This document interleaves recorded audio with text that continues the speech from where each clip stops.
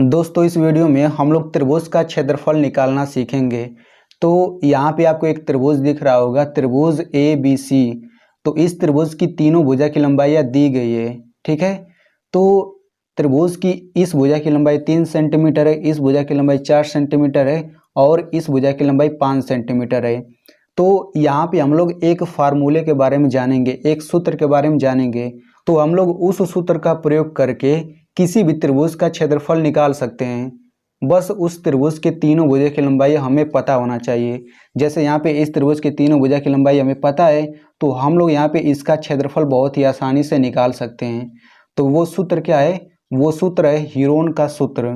तो हीरोन के सूत्र का प्रयोग करके त्रिभुज का क्षेत्रफल कैसे निकालते हैं वो आप लोग इस वीडियो को देखने के बाद आपको अच्छे से समझ आ जाएगा। तो ये वीडियो आप लोगों के लिए बहुत ही महत्वपूर्ण है, तो वीडियो शुरू से लेकर अंत तक देखिएगा, नहीं तो कहीं ना कहीं इस प्रकार के त्रिभुज का क्षेत्रफल निकालते समय डाउट रह जाएगा। तो चलिए अब हम लोग हल करते हैं। तो सबसे पहले जान लेते हैं कि हीरोन का सूत्र क्या होता है। तो यहाँ पे हम लोग लिख लेते हैं हीरोन का सूत्र।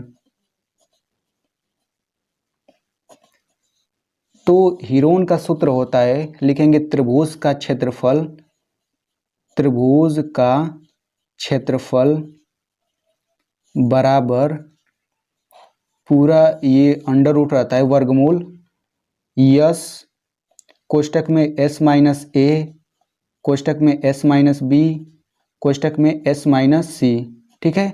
तो ये जो होता है हीरोन का सूत्र होता है, त्रिभुज का क्षेत्रफल बराबर S minus A, S minus B, S minus C. ये सूत्र बड़ा लग रहा होगा, लेकिन जब आप इसका प्रयोग करना जान जाएंगे तो ये बहुत सरल हो जाएगा।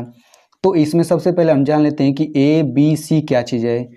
तो इसमें ए बी सी, चूँकि त्रिभुज की तीन भुजाएं ही होती हैं, तो ये जो ए बी सी है ये तीनों भुजा की लंबाइयाँ दिया गया है। तो लिखेंगे ए बी सी जो है ये क्या है?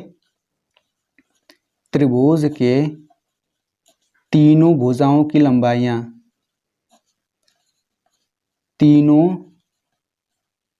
भुजाओं की लंबाइयाँ।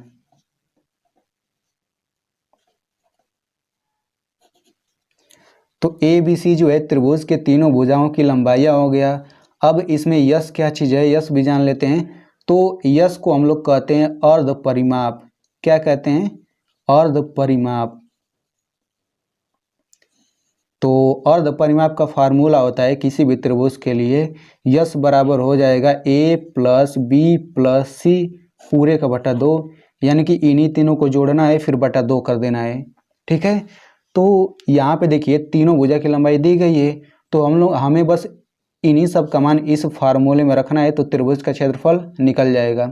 तो सबसे पहले हम लोग ए बी सी का मान निकाल लेते हैं, उसके बाद यस का मान निकालेंगे।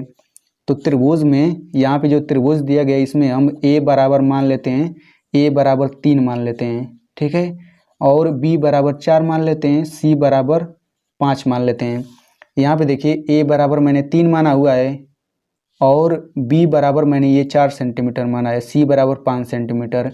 तो इसमें जो ए बी सी है इसमें हम लोग थोड़ा बहुत अलग इधर उधर कर सकते हैं, यानी कि मैं ए बराबर 4 भी मान सकता हूँ, बी बराबर 3 भी मान सकता हूँ, सी बराबर 5, यानी कि ए बी सी हम लोग कोई भी मान सकते हैं। जैसे हम ए बराबर 3 माने, बी बराबर 5, सी बराबर 4, इस तरह भी मान सकते हैं। या फिर हम ए बराबर 5 माने, बी बराबर 3, सी बराबर 4, यानी कि ए बी सी हम कुछ भी रखें आंसर सेम ही आने वाला है, ठीक है। तो हमने ए बी सी का मान लिख लिया, तो अब यस का मान निकालना पड़ेगा। तो यस का मान निकाल लेते हैं।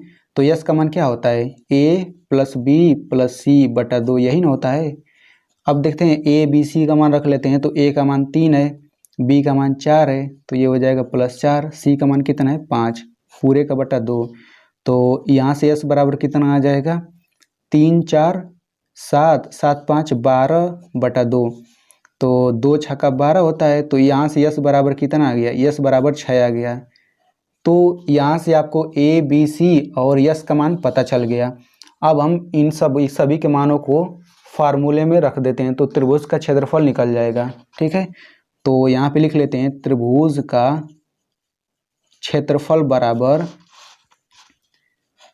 रूट में S minus A S minus B S minus C, ठीक है। तो इसमें रख देते हैं, तो ये हो जाएगा पूरा रूट। यस की जगह क्या है, यस की जगह हम लोग 6 रखेंगे, तो ये मैंने 6 रख दिया। यहाँ पे यस की जगह 6 रखा, फिर माइनस ए, तो ए की जगह क्या रखेंगे, 3 रखेंगे। यहाँ पे देखिए ए बराबर 3 है। फिर यस बराबर 6 माइनस बी की जगह हम 4 रखेंगे, ये हो गया 4।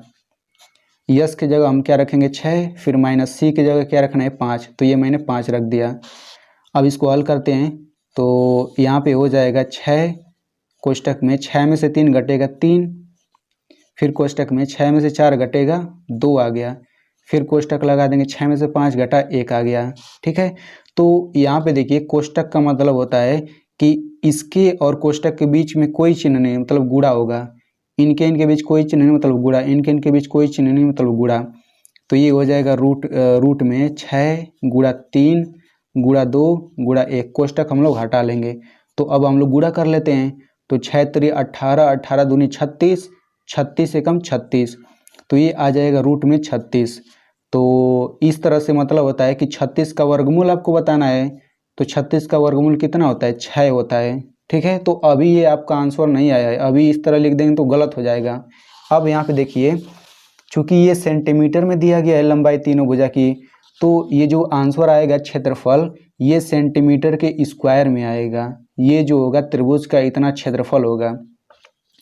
अगर यहीं पे भुजा की लंबाई मीटर स्क्वायर में दिया रहता, तो ये क्षेत्रफल 6 मीटर स्क्वायर में आ जाता, ठीक है। तो इस तरह से हम लोग किसी भी त्रिभुज का क्षेत्रफल निकाल सकते हैं, अगर उसके तीनों भुजा की लंबाई दी गई है। तो आई होप आपको ये वीडियो बहुत ही अच्छा लगा होगा। अगर आपको अच्छा लगा है तो एक लाइक कर दीजिए, और चैनल पर नए हैं तो सब्सक्राइब कर लीजिए। मिलते हैं अगले वीडियो में।